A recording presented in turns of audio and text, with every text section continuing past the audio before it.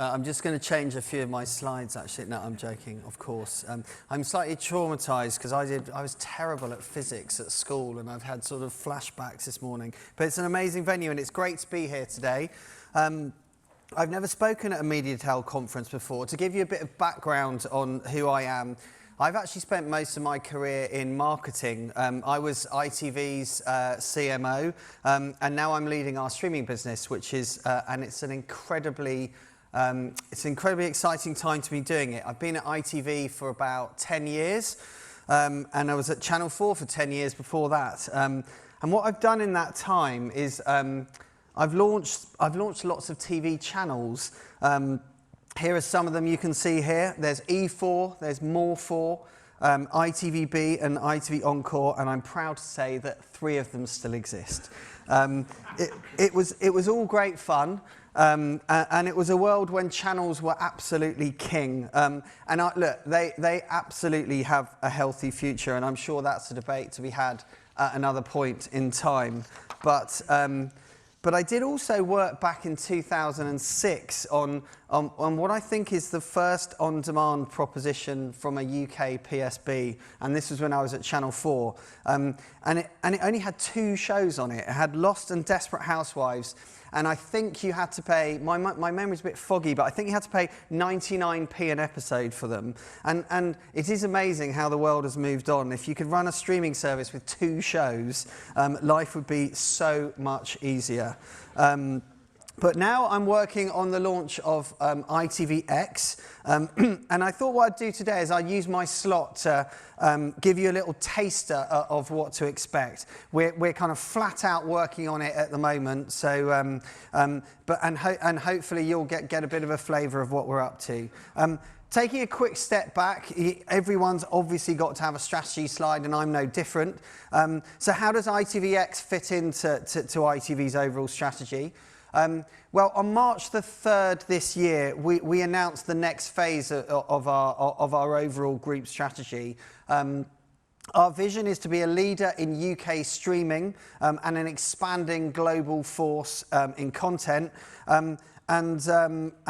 We've obviously got 3 key strategic circles, because everyone's got to have 3, and we're no different. And the 3 that we have are optimise broadcast, expand ITV studios globally. We're a very, very big content producer around the world. But my job is the 3rd circle here, which is supercharging streaming. And that's where ITVX comes in. At the moment in the UK, we have... I think this just builds. Yeah, so at the moment in the UK, we've got 3 brands. We have ITV Hub, we have ITV Hub Plus, and we have BritBox. So in AVOD or advertiser-funded streaming, we've got ITV Hub. ITV Hub has actually been doing really well. I'm obviously going to say that, but it has been. In 2021, we had about 25 million people use the service, with over 600 million streaming hours viewed. But in all honesty, it's been used as a catch-up service. And it's been used primarily if you've missed something on linear, you can catch it on ITV Hub. And then in SVOD, we have 2 subscription brands. We have Hub Plus, which is everything from ITV Hub without the ads. And we have BritBox, which is the very best British box sets from ITV, BBC, Channel 4 and Channel 5. And across Hub Plus and BritBox, there's very little duplication in terms of our subspace, actually. So in the UK, we've got about 1.2 million subscribers in SVOD. So the situation, we're in pretty good health. But later this year, we've decided, actually, we're going to bring it all together, and we're going to be launching ITVX. So ITVX is going to be an entirely new advertiser-funded, free-to-watch streaming service. Free, we think, is a very, very important message, particularly at this time with consumer confidence as it is, and the market as it is. And ITVX is going to sit obviously alongside and complement our long-established free-to-watch ad-funded linear schedules as well. It's going to replace the ITV Hub completely. The ITV Hub will no longer exist. There'll be a free service, as I said, which is funded by brilliant targeted advertising, and it's going to be plugged into Planet V, which is the second biggest programmatic video platform in the UK as well. But we're also going to have a subscription service for those looking for a premium offering.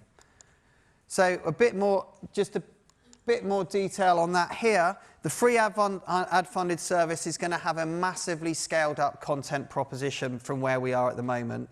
And the subscription or premium tier will have it all ad-free. It's also going to have BritBox in there and also other content partners as well, which we'll be announcing soon. And what we're also going to be able to do is migrate viewers across the two tiers. Because we have free and premium all in one place now, because we are managing one brand rather than a portfolio of brands, this is going to be much easier than it has been with the cross-promotion across Hub and BritBox. We spent a lot of time, and I guess this was my previous job as CMO as well, we spent a lot of time on the brand name and the identity for ITVX. Now, everyone's got a point of view on brand names, and it's kind of it's a sort of thankless task, to be honest. And when everyone says, "Do you have a point of view?" they never hold back. But ITVX was actually the clear winner. We did loads of research over the last 6 months, and the reason we like it and the reason we think it's going to work is because it's got ITV in the name. Obviously, ITV gives you trust, familiarity, quality. It's one of the most loved and well-known brands in the UK.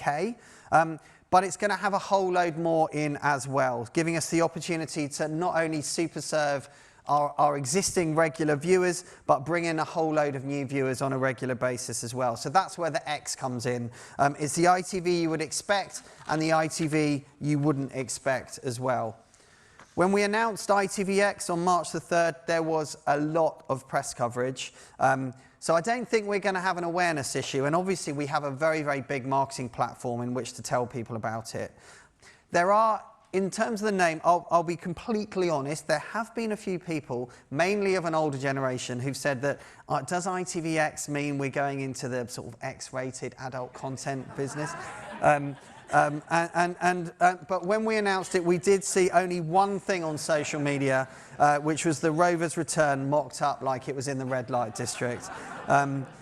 But in all seriousness, we did research the name really thoroughly, and ITVX was a clear winner. And also, in a world where everyone is plussing, we thought we should X instead. It's a very, very crowded marketplace. I mean, you know, everyone's got to have a crowded marketplace slide, and this is mine. It's a great time to be a viewer.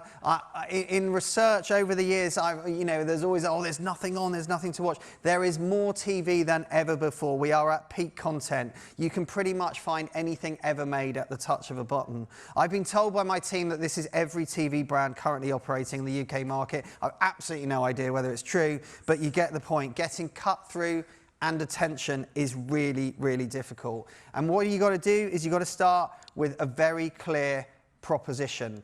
So what I'm going to do now is show you a quick film now, starting to bring this proposition to life. So here we go.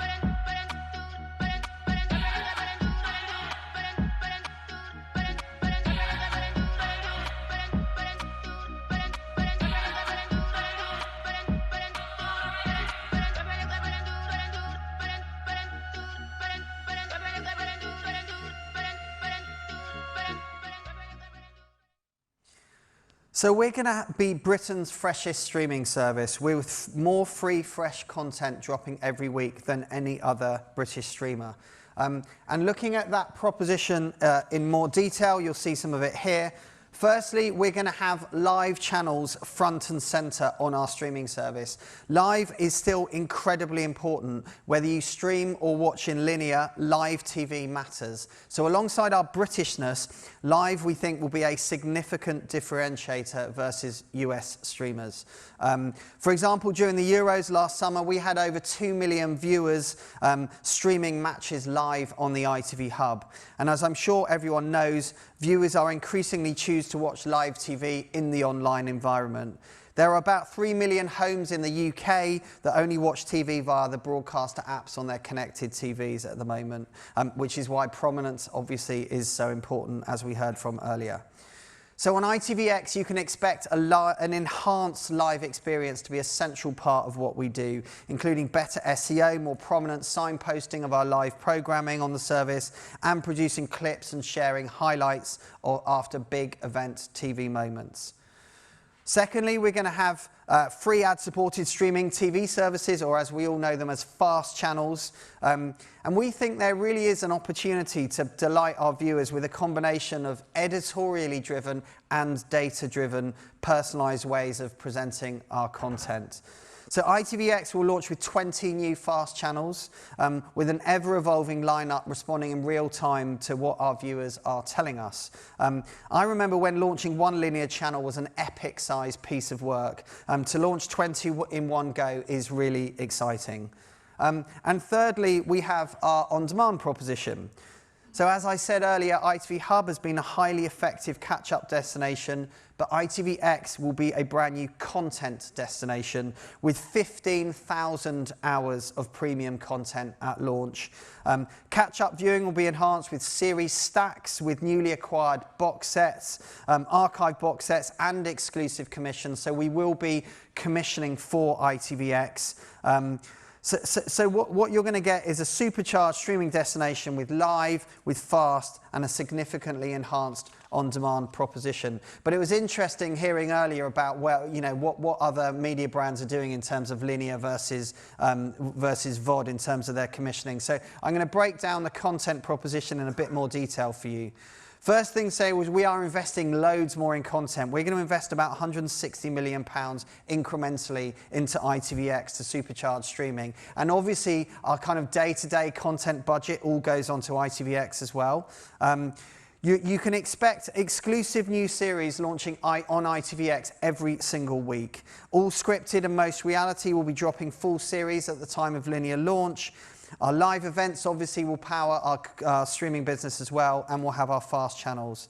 We'll also be onboarding content partners as well to give more volume and breadth of content to our viewers. This is a real step change from where we've been on ITV Hub.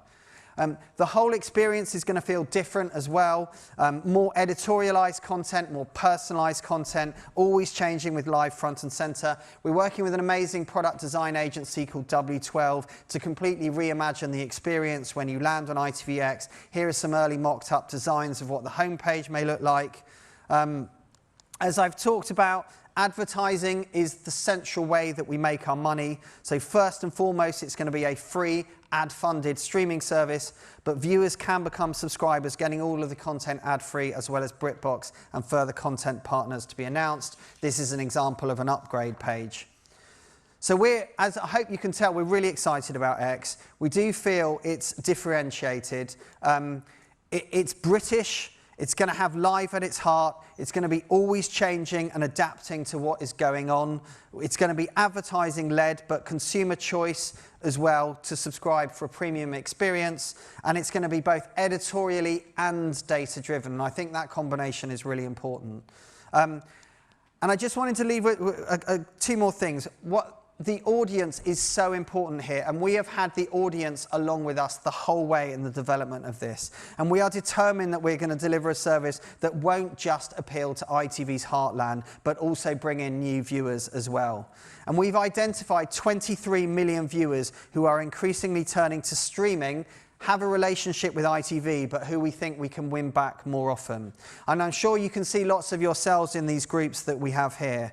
And what we've done is we've broken these down into targetable sub-segments based on age, VOD usage, and attitudinal statements, with age on the x-axis and VOD usage on the y-axis. And this is a completely different way of making content for ITV. So walking through these segments very quickly, we have the everyday eventers. By the way, every segmentation's got to have slightly daft names. We're no different. So we've got the everyday eventers.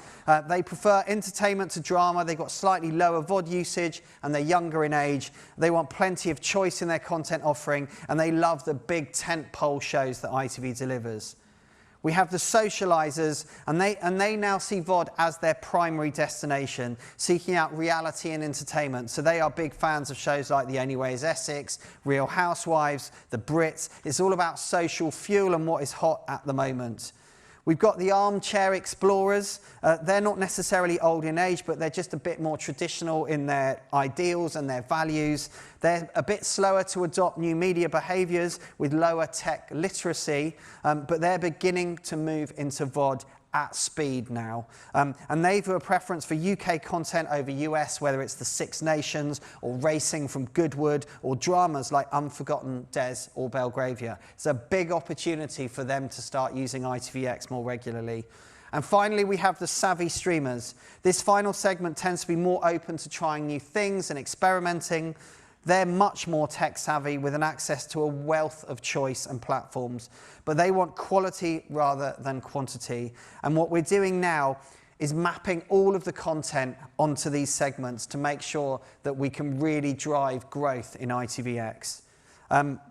And all through this process, as I said, we've been listening to our viewers and getting feedback, and the response has been really, really positive. So I'm just going to end with a quick film now, giving you some of the feedback from our viewers so far.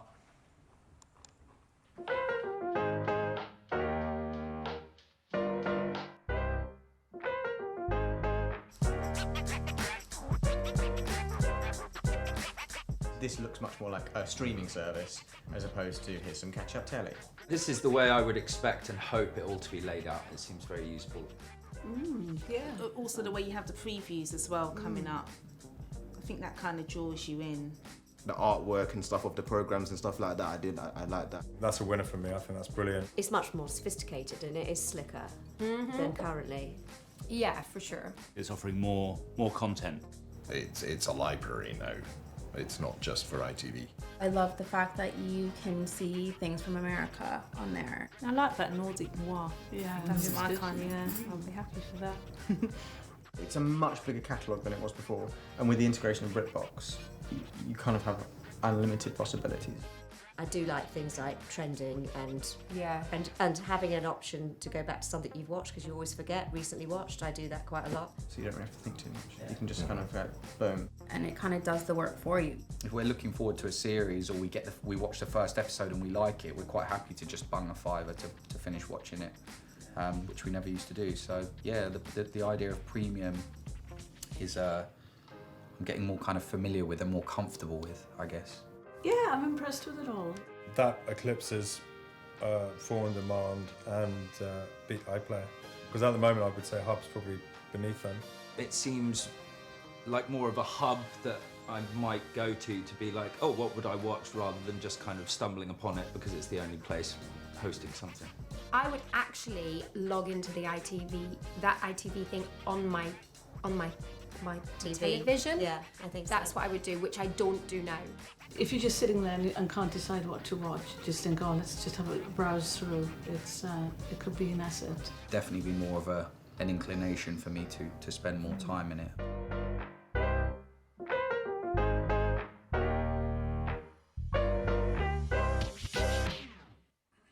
And I promise you I didn't pay them anything.